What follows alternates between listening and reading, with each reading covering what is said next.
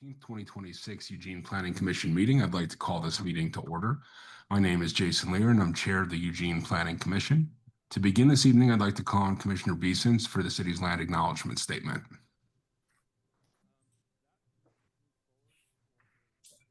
Since time immemorial, the Kalapuya people have been the indigenous stewards to our region, building dynamic communities, maintaining balance of wildlife, and enacting sustainable land practices. This land acknowledgement is a way of resisting the erasure of indigenous histories and to honor Native communities by inviting truth and reconciliation. Following treaties between 1851 and 1855, Kalapuya people were dispossessed of their indigenous homeland by the United States government, forcibly removed to the Coast Reservation in Western Oregon. As we consider the impacts of colonization, we also acknowledge the strength, resiliency of displaced indigenous people. The city of Eugene is built within the traditional homelands known as the Kalapuya Ilahi. Kalapuya descendants are citizens of the Confederated Tribes of Grand Ronde Community of Oregon, the Confederated Tribes of the Siletz Indians of Oregon, and they continue to make contributions in our communities here and across the lands. We express our respect for the inherent political sovereignty of all federally recognized tribal nations and indigenous people who live in the state of Oregon and across the nation. Therefore, the Planning Commission recognizes what we do today will affect the many generations who will come after us. Thank you, Commissioner Beeson, and thank you to everyone joining us in this virtual meeting format. Today, our meeting will consist of deliberations for the proposed Public Health Standards Code Amendment, application city file number CA2503. Anyone wishing to join the meeting online can do so by following the instructions listed on the agenda for this meeting. Planning Commission meetings can also be viewed by watching the live stream, available on our website or the broadcast on Comcast Channel 21. I'd like to turn it over to Reed Werner for a brief introduction before getting into deliberations. Happy New Year, Reed. Thanks, Chair Lear, and Happy New Year to everybody on the Planning Commission. Share my screen here.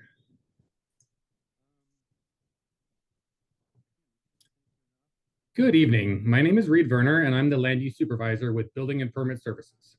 I'm here tonight to discuss the Public Health Standards Land Use Code amendments. I'll start with a quick reminder on the background of the project, focusing on the direction that the City Council provided back in June. I'll then review the most recent version of the proposed Land Use Code amendments, version 4, which implements the direction provided by the Planning Commission back in December. I'll close with an outline of next steps and will be available to answer any questions. At the June 2025 work session, the City Council passed two motions. The first was to move forward with the Land Use Code amendments related to improving coordination with our public health regulatory partners. These code amendments are the first step in the Public Health Standards Code amendments and the topic of tonight's deliberations.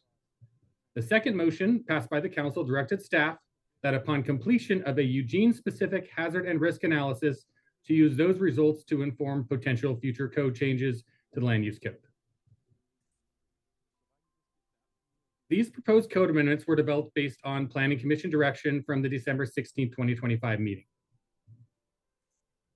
Version 4 removes any requirements for applicants submitting development permits to identify and attest to needed regulatory permits, but retains the noticing requirement for the city that was included in version 3. Under version 4, once an applicant submits a development permit for any lot within the city limits zoned E2, mixed use employment, I2, light medium industrial, or I3, heavy industrial, the city will send notice of the development to the Environmental Protection Agency, the Oregon Department of Environmental Quality, and the Lane Regional Air Protection Agency. The notices will include the location information, information about the development permits, including the scope of work, and information about the proposed use as provided by the applicant.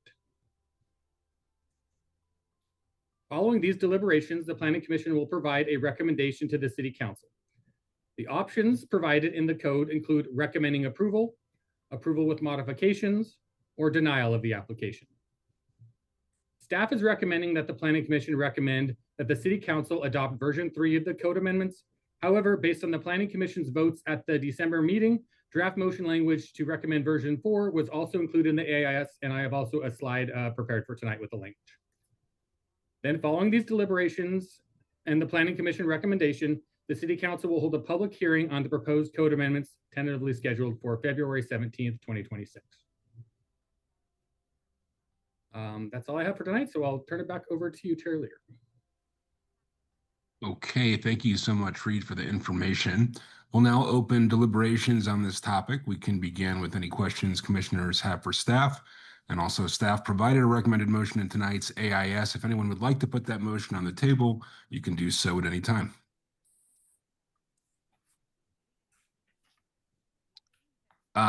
Commissioner Edwards? I am happy to put the motion on the table for discussion. I'm just looking for it. I have the AIS printed out, so just give me 1 second. Maybe you want to put it on the screen if somebody could. Oh, that would be helpful. If we can do that. Okay. I move to recommend that the Eugene City Council adopt version 4 of the proposed public health standards land use code amendments included as attachment A to the Planning Commission's January 13th, 2026 agenda item summary. All right. Do we have a second for that motion? I'll second it. Commissioner Isaacson seconds. So maybe we'll begin discussion on it at this point and give everyone a chance to ask questions or make comments. Commissioner Ramey? Oh, thank you, Commissioner Lear. I'm going to ask the obvious question for someone on the staff team. Why does the staff recommend 3 over 4? I think mostly because we think that it implements the City Council direction a little more fully.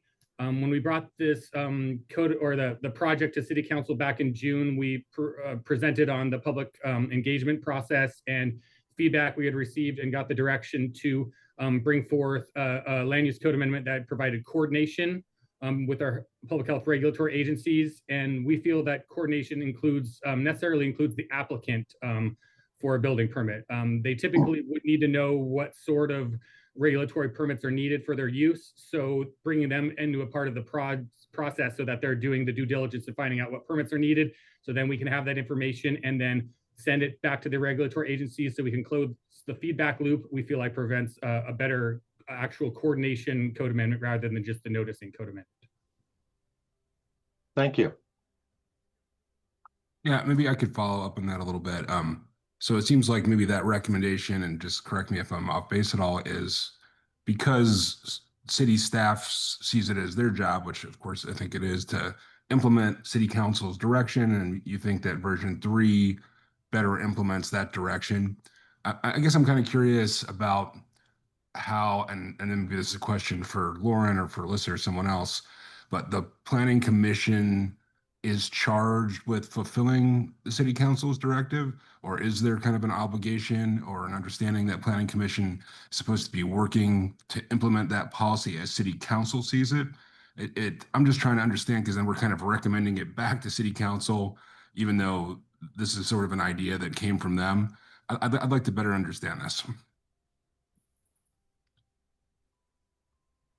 I don't see Alyssa unmuting, so I will take a first crack.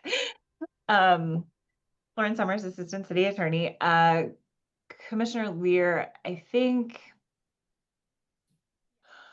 I'm going to kind of take a 10,000-foot view to respond to your question, which is that the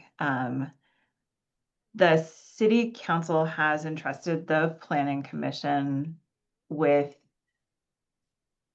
doing, in a lot of cases, including this one, a lot of sort of detailed legwork for the council, a lot of listening to information provided by staff and provided by the public, and also digging into the nitty-gritty of the land use code in a way that council may not have the bandwidth to do, because they have to consider so many pieces of the city, and the Planning Commission has a kind of a more narrow focus. So I believe it is within the Planning Commission's purview to receive a proposed, in particular, in the case of a code amendment where you don't have, or where the approval criteria are kind of broad enough to allow for some flexibility. It would be potentially a different issue if we were talking about a land use application where there were specific approval criteria that you needed to consider and abide by. But in the case of a code amendment where the criteria are relatively broad, I think it is within the purview of the Planning Commission to look at the information and the recommendation provided by staff and to say, we understand what council was asking for. We think the thing that staff provided us with either, does what council was asking for or doesn't do what council was asking for. But even if it does what council is asking for, we don't think that is the correct solution for whatever reason, or that's not our recommended solution for whatever reason. And to make a recommendation to council that is different. Council's not bound by that recommendation. As you know, they could do something different. And staff is also allowed to make their own recommendation to council that is different than what the Planning Commission makes. So all of those are kind of informational points that the council as the final decision maker can then take and think about and weigh and work into their decision-making process. Yeah, no, I appreciate you elucidating that a little bit. That's helpful. Thank you. Commissioner Edwards? Thanks, Chair Lear. I just had a question, maybe for Lauren or Alyssa or even Reed. Currently, the applicant is who has to initiate the process, correct? Like there is someone who initiates a land use process, right? So they're not completely uninvolved. I think in this case, in this code amendment, the council initiated the code amendment because it's No. Oh, okay. I'm sorry. I meant when a business or when an entity is applying to which would trigger all of this to have to happen. What the thing that triggers it is actually an entity, a business, a developer, whoever is in charge of it. I'm asking because I heard that the part of the reason that staff is recommending version 3 has to do with wanting the applicant to be involved. And the applicant, I would assume, has to be involved because they're the one that initiates the application. Is that correct? Or am I wrong? Yes, that's correct. So this is covering when a development permit is submitted. So development permit is defined as a building permit, a site development permit, a number of other types of permits. They would apply for that permit specifically to the city, and then the city would then be tasked with giving notice to the regulatory agencies that this permit has been applied for. Okay. So it is triggered by something that happens from the applicant. So it is not just like they're out of the loop completely. Well, it wouldn't need to be checking in with those regulatory agencies before applying for a permit with the city. That permit would just come in, and then we would send a notice to the regulatory agencies under version 4. Under version 3, the idea would be that they would do the check ahead of time and find out what permits are needed, and then they would include that attestation and identification of what permits are needed with their application, and then we would be sending that to the regulatory agencies. So that's the difference between 3 and 4. Okay. I'll just make a general comment. I think that I've read the motion from council, and I think that improving the coordination is definitely met by, this version of the recommendation, and in fact, potentially more efficiently, because I think that, and my other question was, and I didn't expect you guys to know this, but it was like, how many permits do we see in a year? Are we talking 500 or are we talking less than 100? And the only reason I ask is because 500 businesses or even 100 businesses that are off, whatever process that this would be a new process to them regardless. And so having a centralized place where this coordination is happening, albeit the city, to be the one to trigger that communication, to me seems far more efficient as a means of coordinating than having a business have to reach out to all these regulatory agencies that may or may not ever interface with them. Because if they're a, you know, like I said, a martial arts studio, why would they know anything about EPA? So to me, not only do I think it improves coordination, but I think it adds tremendous efficiencies by just centralizing it into a process that already involves the city. So that's it. I'll mute. Thank you. Commissioner Beeson?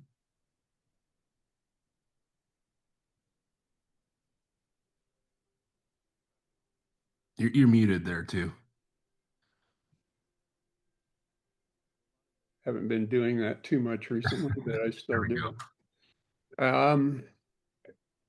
Commissioner Bailing, when are you leaving the call? Did you say 6:15 or 10 minutes to 7? Is that 6:30, Commissioner Bailey? 6:30? I think it was 6:30. All right. All right. Well, all right. Whatever. I was just kind of curious when she's going to jump off. I've got a couple of comments to make, and in there I've got some answer to Commissioner Edwards' question on number of permits that I'll toss out. I did a pretty deep dive into the permit process in the last couple of weeks. I'm pretty strongly in favor of us recommending version 3. I think version 4 is really not doesn't quite get there. I don't really think it's responsive to the city council. A couple of comments, and I'm really going to kind of try to be brief. I went back and looked at the material that has we've generated it, the kind of the history of this going back. I think it's important to look back when this all got started back in 2022. The council was considering public health standards, and they were, if you go back and really get into it, they were driven in large part by residents who lived in areas out there adjacent to those industrial areas in Eugene. They were asking for increased protection from potential industrial pollution. We got in then to a public engagement process that got into 2024, and there were pretty mixed results from that. But I think the residents continued to want regulation. They wanted protection. Local business was thinking regulation wasn't needed and it'd be harmful to the economy. There was this pivotal, I think, an important council meeting in June of 2025. The motion was put forward. The motion from the council was quite clear. And it basically directed staff to develop code amendments that require the issuance of regulatory permits prior to issuance of a city building permit. It was pretty clear. And not only that, I think it's good to note, it was approved by the council on an 8-0 vote. And it directed staff to go forward and put those amendments together. There was work then over the next several months, kind of the last half of 2025, where we were involved, and there were like 3 different iterations of this thing that went through public hearing and so on. And a version 3 emerged in November and incorporated, I think, business and residential input. And at that point, the permit, under version 3, the permit applicant would be providing documentation attesting to the permits that would be required. I think Reed has been clear. He's talked about it. It's been in the written material that the city was to implement this. The city was going to develop a form for applicants to use to determine the requirements for their proposed use back from the agencies. They talk to the agencies. They bring the form back to the city. They would participate in this. It's one thing that emerged as I was looking at it. There are less than 10 building permits of the type we are talking about issued in a given year in the city of Eugene. There are not 500, there are not 100, there are less than 10. And I think I can say pretty assuredly These are fairly substantial developments. And it's not to say there won't be a martial arts studio in there, but there may be, but they're typically going to be larger kinds of developments. They're probably going to employ engineers. They're going to have design.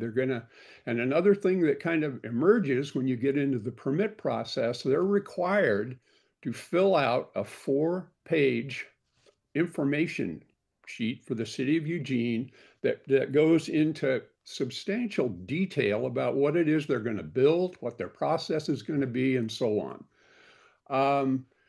I think most of these are going to be pretty clear whether they need a permit. They're going to be pretty clear on it before they get very far into the process. They will have been doing some planning. So I've, you know, it. So then we voted against it back in December, and now we've got this version 4. And when I guess I'm also want to note here as I go along, the city council, I'm being a little repetitive here, but I thought they were very clear. I've watched their June 25th meeting. The city council didn't ask for city staff to send a list of permit applications to agencies. They didn't ask for that at all.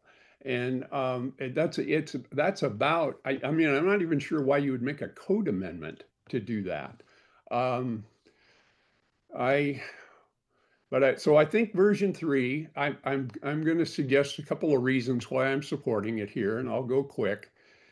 As I get into it and I look at it, I think it's pretty, it provides for provision of information about a project on a timely basis into a public record permit system.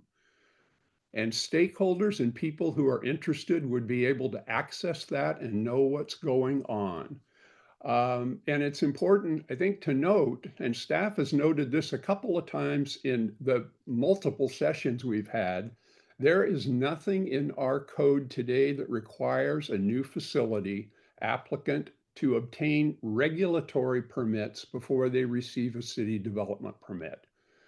And I think part of what we're trying to kind of close the loop on here is to be sure we're trying, to end up that we're not going to have some sort of facility developed that would use some kind of a process like this come through without the proper permits. Couple of last things here. We've heard around the table here, we've heard in testimony that applicants might not know what permits they might need. You get into it and start kind of looking at it. I've talked about the commercial permit checklist. All applicants are going to have to fill that 4-page, they have to fill it out today.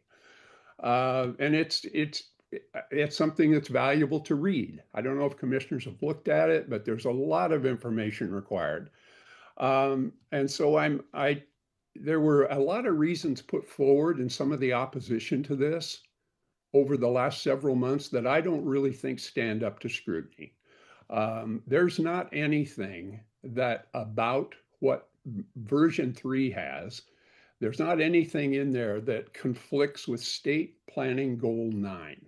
There's nothing about this amendment that's going to result in less industrial land being developed in the city of Eugene. And I guess my own, well, kind of, I just don't think these, the requirements we're talking about are that onerous, particularly for the kind of applicants we're talking about, which are going to be fairly sophisticated, buildings or facilities that are going to be, fairly substantial. I believe the process that we've landed on is pretty straightforward. I think applicants, when they come in, they're going to know what they want to build. They're going to be able to confirm the regulatory permits they require. And I got 2 last points, and then I feel like I'm going on here a bit. I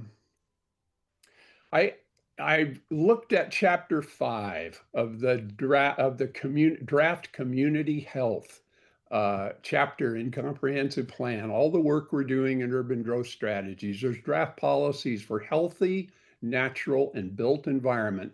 And if you look at the policies, they call out right in there that we're looking to develop new regulatory tools, new air and water quality standards, and we're looking to support coordination with regulatory agencies. My last point, as I was out today kind of running some errands, I've been thinking about this a bit.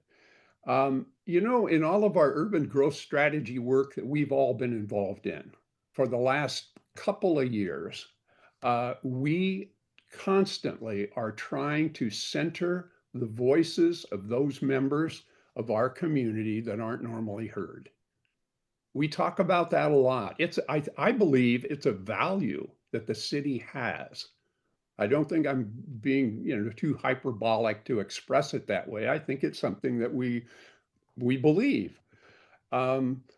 And we try to center voices that aren't normally heard. I think the business community in this particular project has been well represented. It's well represented. It's represented right around our table as we talk about it. And I think their voices, you could say, are centered in this particular work. I believe, and I believe it, you might tell here from my tone, I believe it pretty strongly. Part of what we ought to be doing here is trying to see that the residents in these areas out there that are most affected by industrial development are also centered and also heard. My recommendation, if I was able to do it, is to send this version 3 to the council and let them put it into their process. Let them talk about it, let them take public input, have a public hearing and deliberate. And this version 3 is the most responsive to what they clearly asked for on June 25th. Thanks. Thanks, Commissioner Beeson. Commissioner Bailing? First of all, thank you, Commissioner Beeson, for your due diligence and all of your research and all of that useful information. I definitely agree with many of the points that you have raised, especially the need for some centering of the residential voices and not just the business voices. And the fact that applicants already have to fill out long, detailed forms, and perhaps Reed or Jeff could also address that Luke's form I've been asking about that they have to fill out for DEQ and LRAPA already. I don't think filling out a form is an issue at all. And I am in favor of version 3. If I have to leave before we take a vote, I don't know if my in absentia vote for version 3 could stand, but I feel very strongly about it also. And if I understood what Lauren said earlier, Planning Commission can make its recommendation, but staff will also make their recommendation. And because they said in the AIS, it sounds like staff is recommending version 3. So I agree. Thank you. Thanks again, Commissioner Beeson. Thanks, Commissioner Bailing. Commissioner Yang? Hi, I'm the newest one on the commission, so I do not have the institutional memory that many of you share. But my concern about the version 4 is that I don't think that you meet the requirement of what's asked of us from the council. Because when I read it, it was very specific that they would like to see co-amendment to require that an applicant demonstrate XYZ, which we can go into details. And I think this version 4 does not require the applicants to demonstrate anything except by simply submit the application. It's my understanding.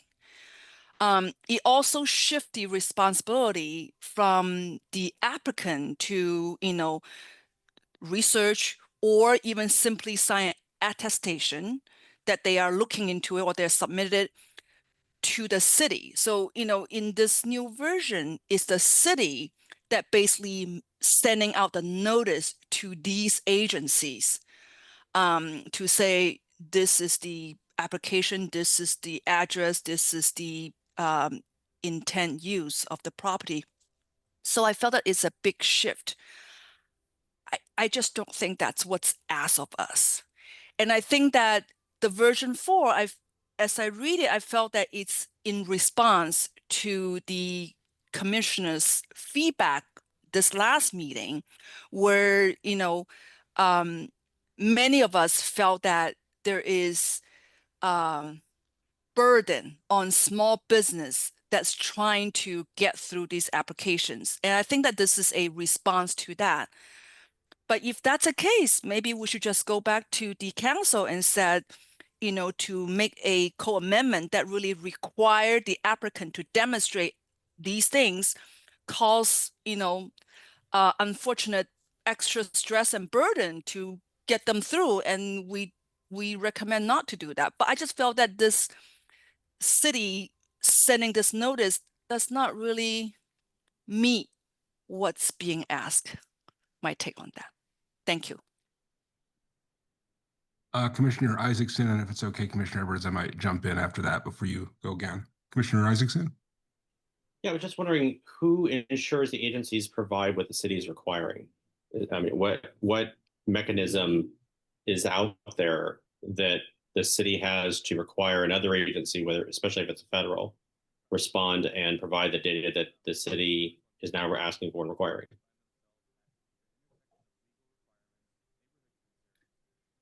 Well, there would be no compulsory language in this code amendments. What it does is it puts the onus on the applicant to do that check. If they don't hear back from the agency, they can put that information in the form and submit it. Then they wouldn't know. We would move forward. We would provide the notice as the next step does. I'm assuming we're talking about version 3 here, so I kind of moved past that portion.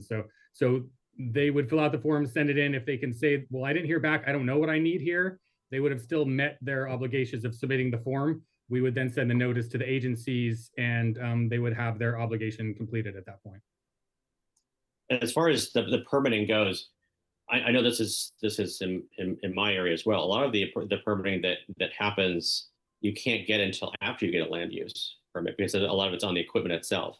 So I'm wondering how this squares. It seems like a kind of cart before the horse kind of thing. We're asking people to get a land use permit before they get to find out whether the equipment that they want to buy or install meets the qualifications, but they can't get that permit until they get the land use permit. So it seems to be a little bit of a paradox here.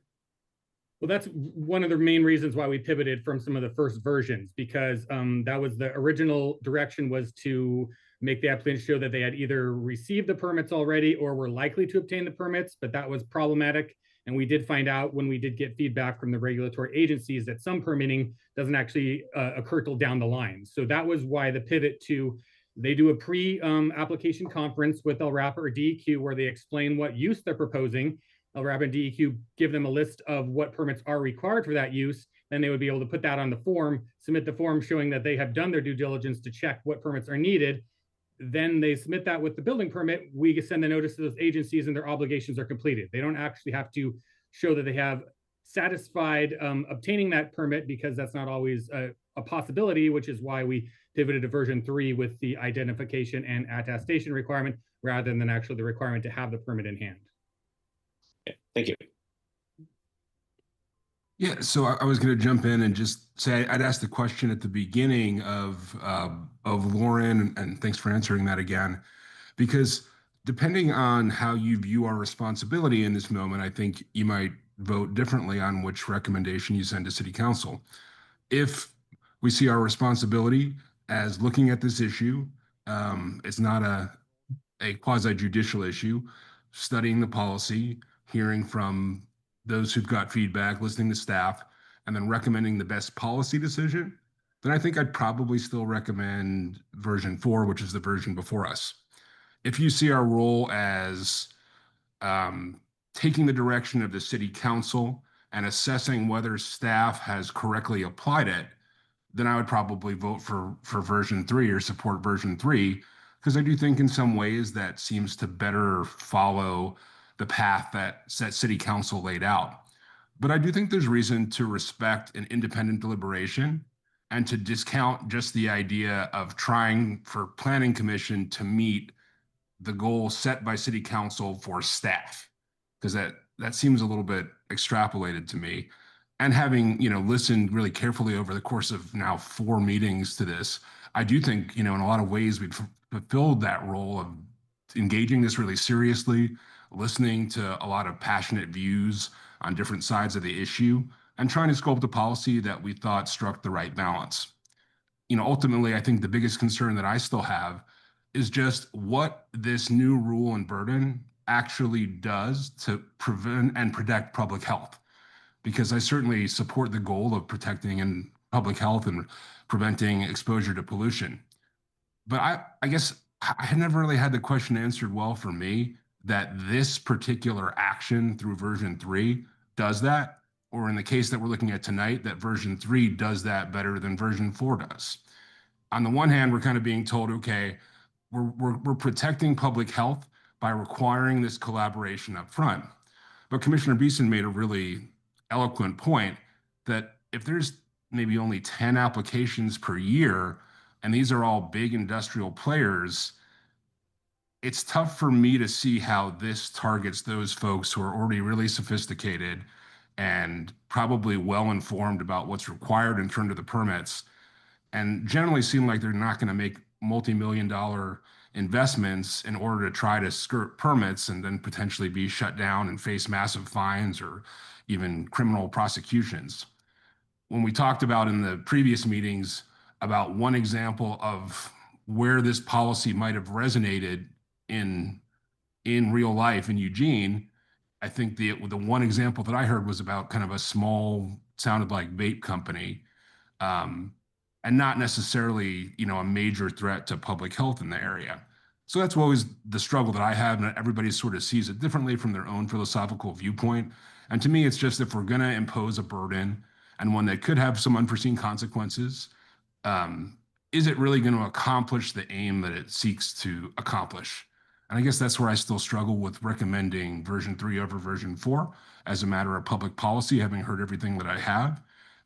If the goal is to protect the community, then I do think version 4 does that because it relays to these regulators that folks are moving forward on projects, and they can ensure that those permits are required, or that if they aren't, that those folks are shut down. It seems to fulfill that public health without making a little bit more extra work for the applicants themselves. But again, if the goal of our deliberation is to fulfill what city council directed staff to look into, then again, I agree that version 3 does a better job of that. I'm still a little bit torn though as to where our responsibility lies and how we're best spending our efforts. So that's just wanted to say that. Commissioner Edwards.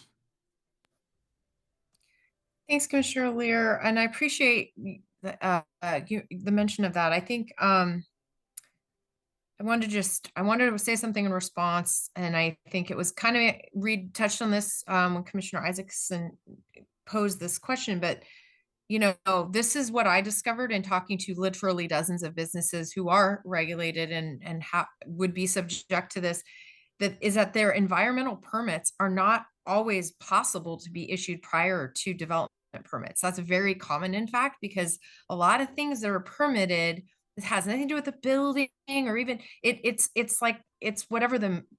oftentimes it's the equipment that they're using that's producing, that's producing sawdust or something that it becomes air quality. And so it isn't something you can permit the site before you can permit the equipment. So it is a cart before the horse thing. And it's a far more, it was more common than I think council realized, and the counselors I've talked to are well aware that, they were just putting this out there. And so there was a lot of things that they were not aware of.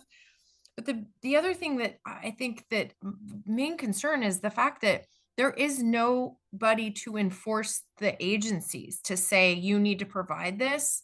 And in Reed's own words, he said that there were, we would move forward anyway. So then that just kind of goes back to then why are we doing this? If it's sort of intended to be, something that increases our coordination, but then we're just going to let slide anyway because, well, we can't really make EPA do anything. So we're just going to, that the crux of it is where all of these unintended consequences just start to surface. And so I feel like I said, version 4 is on the table. We have a motion, we have a second. It's what we're talking about at this very moment. I'm, in strong support of it, but I just think that for us as a planning commission who is tasked with doing the deep dive and looking at all the testimony and everything else that we've heard, I think that it would be irresponsible for us to not acknowledge that this is riddled with holes and that there are so many unintended consequences. And to Commissioner, I think it was Lear's point about, the big industrial operations, they hire people to help them navigate this process. They aren't the ones who are going to be subject to all of these new regulations and that they know nothing to do with. It's going to be the little guys. It's the martial arts studios and the libraries and the little guys that will be like, wait a minute, I have to do all these other things all of a sudden. And so I do agree that I just don't think that this does anything if in fact that is what we're trying to do. And for this body to recommend something that's basically saying, yeah, we're putting our stamp of approval on this is the way that we're going to accomplish this. To me, I can't support that. So that's why I'm going to go with version 4. And Commissioner Isaacson, I think you had your hand up a split second earlier, but I don't think we've heard from Commissioner Ramey yet. So if that's okay. Commissioner Ramey? Well, thank you. Excuse me. Let's see. So I worked with one of the big people who had to go out and get these kinds of permits from time to time. So I'm relatively familiar with both the permitting process and the interface that happens with agencies that are outside of the City of Eugene permitting process. And so sort of from the beginning, I could see right away that the council's their exact words to us were not workable. And indeed, that's what we found out by going out and listening to the public and talking to the staff, that literally what the council told us word for word simply wasn't workable. So then we're back to, okay, what is the best practice within the direction that they've given us? And I think that we've really come upon the difference between requiring something that's so complicated it's going to chase off business and requiring something that is going to be not as complicated, but put it back to the agencies who are supposed to be regulating this stuff by raising our hands and saying, hey, we have an applicant here who may need your help. And we're telling you who they are, where they are, and what they're doing. And it's up to you to come and oversee them. And so we don't entangle ourselves in that process as a city.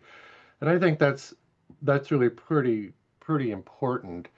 But to me, the sort of overall making of the code is about balancing how do we protect the health of the public? What's the most efficient way to do that? How do we do it at the same time we're not sort of overburdening the process so the businesses are disadvantaged? And we're trying to find that balance point. And to me, in this case, it's about sharing the information, putting the responsibility back on the agencies that have the responsibility and telling them to do their jobs. I think finally, I did in the back of my mind, and Commissioner Beeson, thank you so much for doing your research and your due diligence. It's so like you, and I love it. I love that's what you do, and it's very helpful to us as a group. But having said that, it's not the number of permits that are issued, it's the number of applicants that are in these zones that's the problem. So let's say you had 100 applicants in this zone, only 10 actually needed these outside permits. And I think those are the 10 you were referring to, unless I misunderstood.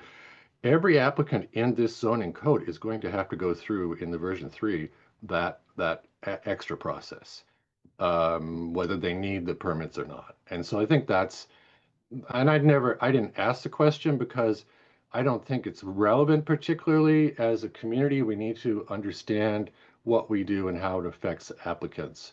And so to me, if it was 1 or 5, that would still be too many. I mean, we just need to come up with a process that's right and that works. And so I'll be supporting version 4, and I'm sure the staff will be carrying forward this great conversation, and this council can have it. But I personally, if it's it's version 4 for me. Thanks, Commissioner Ramey. Commissioner Isaacson. Yeah, I want to echo what some of my colleagues have said and touch on a little bit. I see our role as not necessarily confined to just simply what the council gives us, but more of an open field because they don't have the time to go into the weeds as much as we do. And if we take their direction and find out that turns out we should probably go a different route, then we have a duty to go to them and say, with respect, we've gone a different route. Here's our analysis for it. And if they say, we don't agree with you, we do want you to stick to that, then they have the ability to come back to us and give us that direction. But I think that we've done that diligently here. I think that we've heard from both sides pretty in-depthly.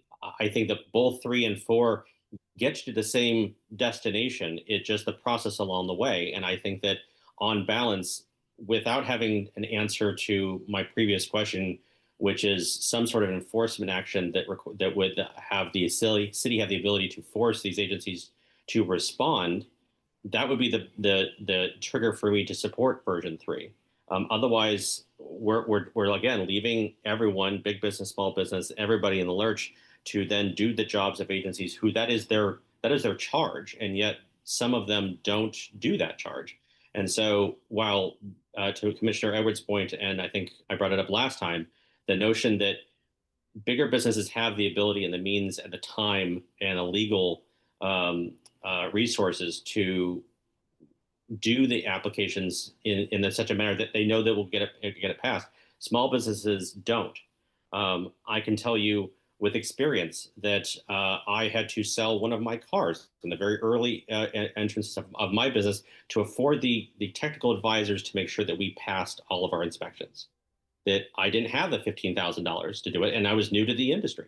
So there aren't people who always have those means. And so I'm fortunate enough to have been able to do that, but there are people who don't. And so I look at them and say, what value could they have brought to our community through hiring people or providing a good service or being a steward of our community that now we're denying simply because an agency in DC or in Salem or in Seattle doesn't want to respond? That doesn't seem fair to me. If I think that the burden should be placed to them, the city is still informed as to what agencies we're reaching out to. The public is still informed that they're planning to do this at all and that they have been reached out to. Everyone has the opportunity to provide input. Everything is still a check mark. That just the balance of responsibility shifts from the individual person submitting the application to the agencies that's their charge. And that's my closing. Thanks, Commissioner Isaacson. Commissioner Beeson? Well, I don't think I'm going to shift anyone who's on the version 4 side. 2 things quick. I don't want to be painted, for what it's worth, I don't want to be painted into a box of wanting to be sure that we always do exactly what the council says. I think we have latitude, and I think that we have responsibility to come back to them with what we think. And I actually think, and I appreciate Commissioner Ramey's comment. I do sometimes kind of wade into it a little bit, and it's kind of fascinating to me. I really feel this one has been interesting in a way that we've kind of exactly done that.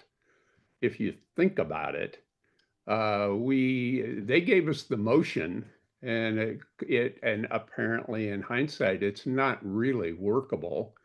That emerged in version 1 and in version 2 review, and we came up with version 3, which was a result of a substantial amount of input from business and from residents.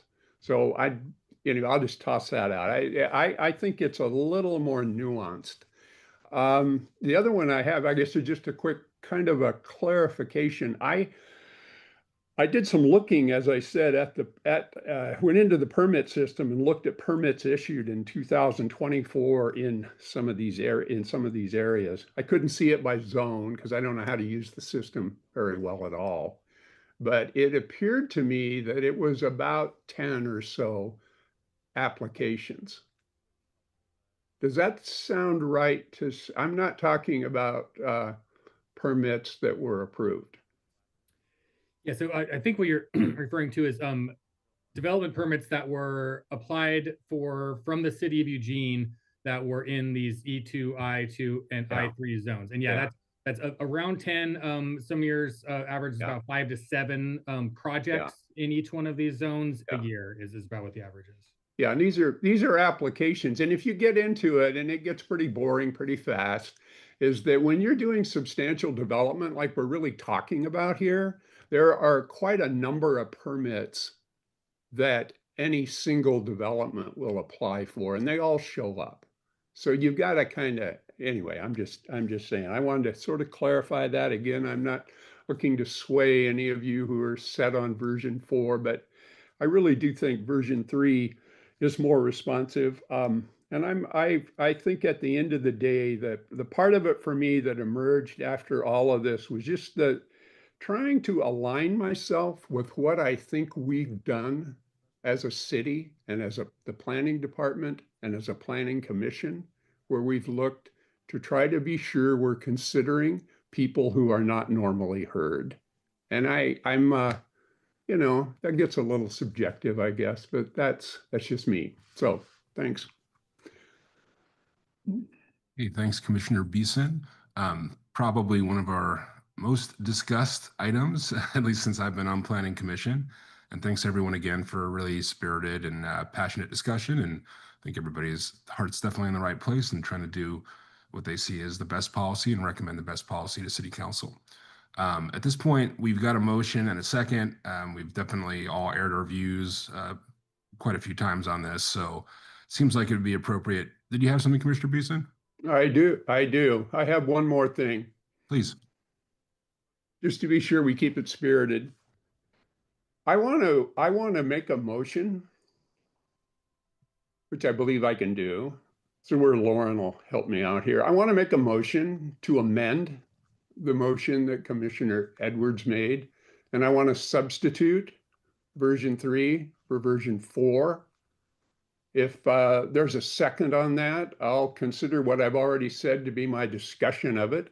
And if I understand our rules correctly, if I can do that, then we'll have to vote on the amendment and then we'll go vote on the regular motion. So I'd like to move that we substitute version 3 for version 4 in the motion. Parliamentarian Summers? Yes, so that is something that you can do, Commissioner Beeson. If you get a second, and it looks like Commissioner Bailing was trying to indicate that she would second, the first motion would be a motion to substitute. So the vote on the motion to substitute is whether or not the Planning Commission wants to substitute the term version 3 for version 4 in the main motion. And then there would be a second vote. If that motion passes, then there will be a second vote on the main motion, which will now say move to recommend version 3. And that will be the vote on the main motion. So, Thank you. So you have a motion to substitute, and Commissioner Bailing, can you indicate by speaking that you would like to second that motion to substitute? Yes, I second the motion to substitute version 3 for version 4. In the main motion, okay. Yeah, so we have a motion to amend the proposal, essentially, from version 4 to version 3. There's been a second. A little bit confused on the parliamentary procedure on here, but I don't think it hurts to just go ahead and vote on it since it's been seconded. All those in favor of the amendment proposed by Commissioner Beeson, please raise your hand. Okay, and all those opposed? Okay, So by a vote of 3 to 4, that motion fails to make the amendment. We'll proceed, I guess, with our vote on the motion on the table then, since it's unamended. This would be to recommend version 4 to the city council. All those.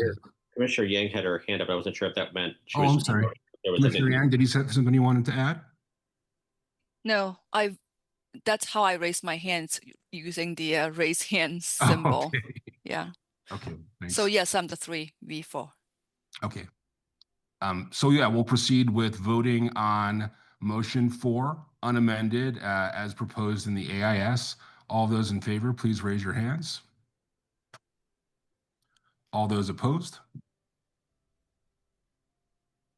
And Commissioner Yang as well.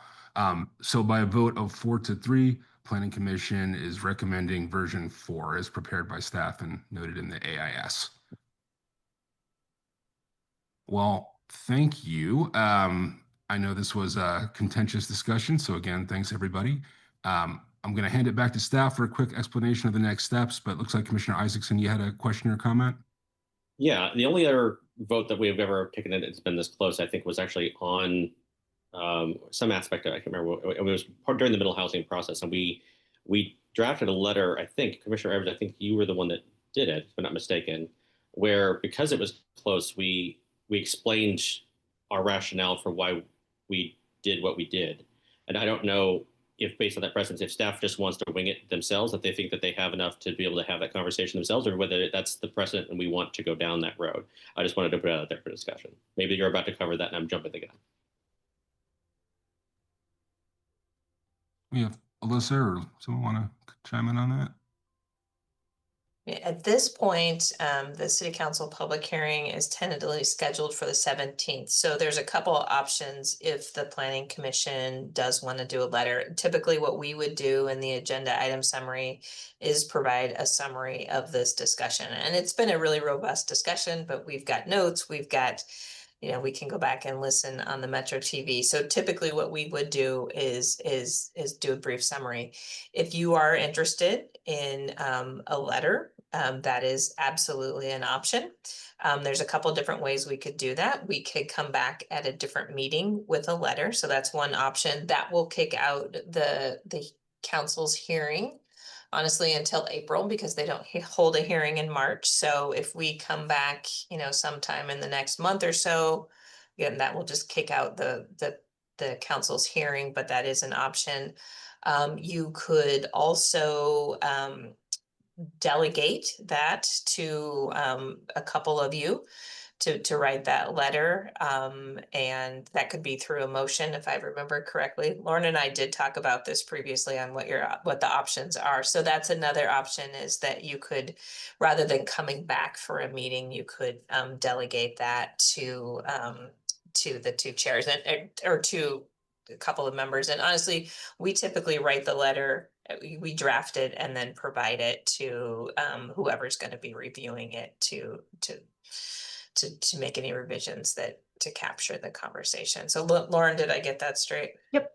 And I think Commissioner Edwards, maybe you can help me remember, but I think when we did it before, that's how we did it, that the Planning Commission decided to delegate authority to one or more members. And in this case, because, it's a relatively even split, my suggested recommendation would be to identify one person who is in the majority and one person who is in the minority, and then they could both look at and, say yay or nay to the or work on the letter together.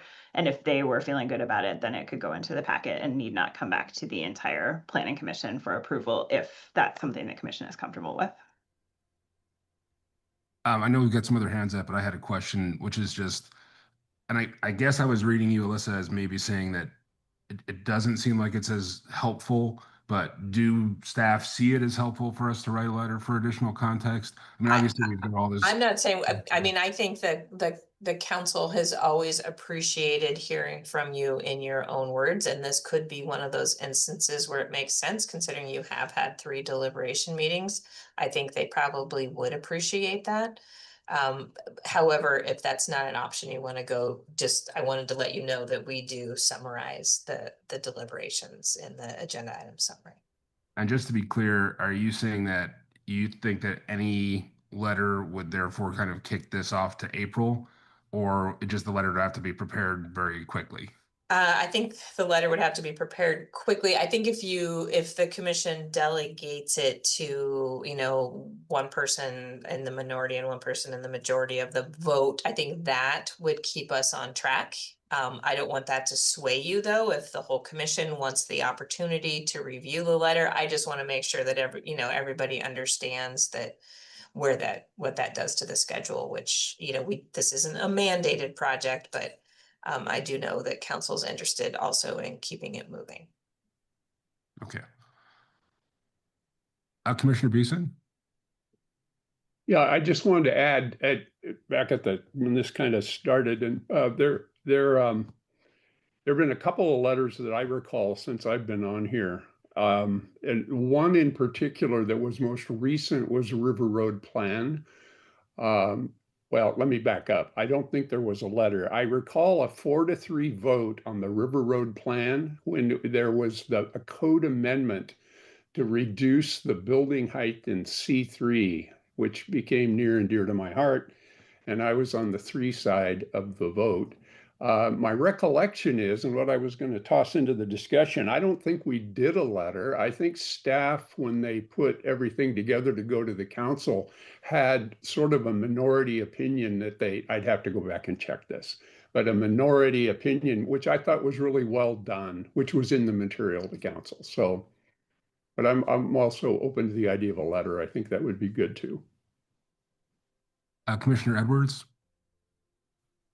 Thanks, Chair Lear. I'm just going to recall how this has been handled because we've done it multiple times now. And it's that when the Planning Commission votes on and there's a majority, that becomes the official position. And so we have had, usually it's the chair, speak at the public hearing to relay that, and you can include the context and caveats and whatever else that typically the commission reviews. Staff will kind of take in all of everything and then kind of puts it out there for but it is intended to represent what the majority voted to support.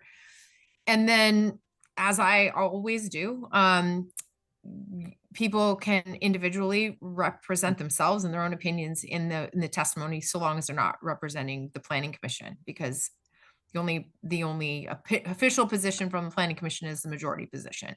And so if anybody wants to say, I serve on the Planning Commission, I didn't support this, and here's why, it just can't be the official position of the Planning Commission. And so that's kind of how, and I'm one of those people that frequently just has my own 2 cents that I will chime in at council, and I often, it's my job to do on behalf of businesses as well. So, but that's usually what it's done. And it's the chair that kind of just captures the conversation and it relays to council why we landed where we landed. So that's my recollection. Yeah. Commissioner Ramey? Thank you. I can recall early participation in the commission. I was always a little concerned that the minority position was not represented at the city council. And so as Commissioner Edwards has said, we sort of developed this process by which people like me, who are seemingly always on the end of the 4-3 vote, could have their ideas and opinions put forward. At this point, I would like to make a motion that the chair and the vice chair work with staff to create a letter from the commission that supports both the majority and the minority points on this issue. Okay. Is there a second? Can I ask a clarifying question to Commissioner Ramey before I give the second? I know that there's a time concern that we had. So by them drafting it as opposed to having staff draft it and have them review it.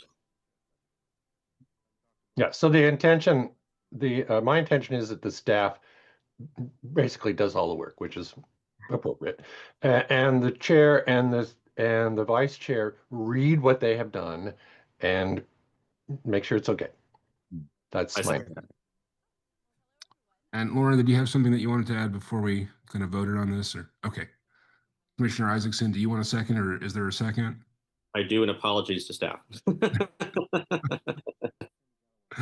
Okay, so the recommendation is essentially that myself as chair and Commissioner Bailing as vice chair will review a staff prepared letter, which probably doesn't have to be super long, but reviews the majority position and the minority position, and then to kind of act as representatives of those various positions, suggest any edits or does this seem like something that we can accomplish here in the next couple of days to staff?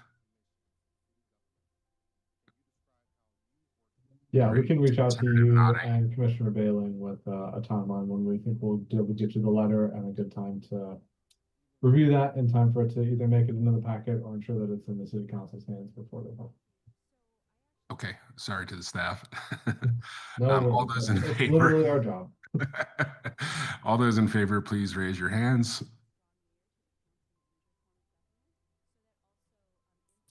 Looks like we had everyone but me. I'm just going to go ahead and abstain on that one. So it was 6-0. I'm sorry, did you have a vote, Commissioner Edwards? Were you in a opposition there? I'll just make sure. I want to abstain. I'm not in opposition, but I'm just going to Let me redo this since I misread there. All those in favor, please raise your hands. 1, 2, 3, 4, 5. And then all those opposed? 0. And all those abstaining?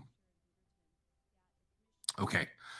So at the direction, and I'm certainly willing to do it. I just wanted to abstain since I'm the one who's asked to review the letter. We'll work with staff to the best of our ability to work with the time frame to get this in front of City Council and to try to faithfully represent the positions of the folks who voted in favor and against version 4 tonight. Any other comments from commissioners at this point? Any items from staff? I just have My a, niece is, I know. Okay, goodbye, Commissioner Bailing.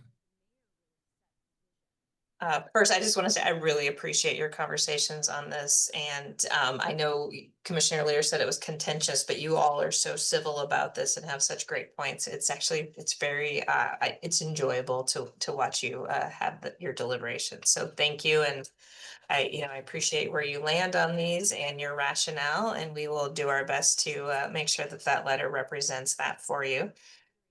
Just a couple of dates for you. So we've got 3 upcoming meetings on urban growth strategy. So one on January 27th, one on February 10th, and then February 24th. And those will all be in person here in the Atrium building. And obviously, if you are, for whatever reason, at a hotel or wherever visiting family, you are able to join those remotely as well, but we hope that as many of you as possible can make it in person. And then the month of January is the city's recruitment for boards and commission vacancies. We do have 2 terms of planning commissioners who are expiring. So Commissioner Lear and Commissioner Edwards. I believe you're both eligible to reapply. And there are also a lot of other openings. So Police Commission, Vision Eugene Technical Advisory Committee, you can check on the city's website, but please encourage your networks to take a look at those. You are often our best recruiters for the Planning Commission and all of the other cities, boards and commissions. So really appreciate you. I can also send out a link, so we'll make that easier for you. And that is all that I have. Well, thank you, and thank you to everyone. This meeting of the Planning Commission is now adjourned. Thanks, everybody.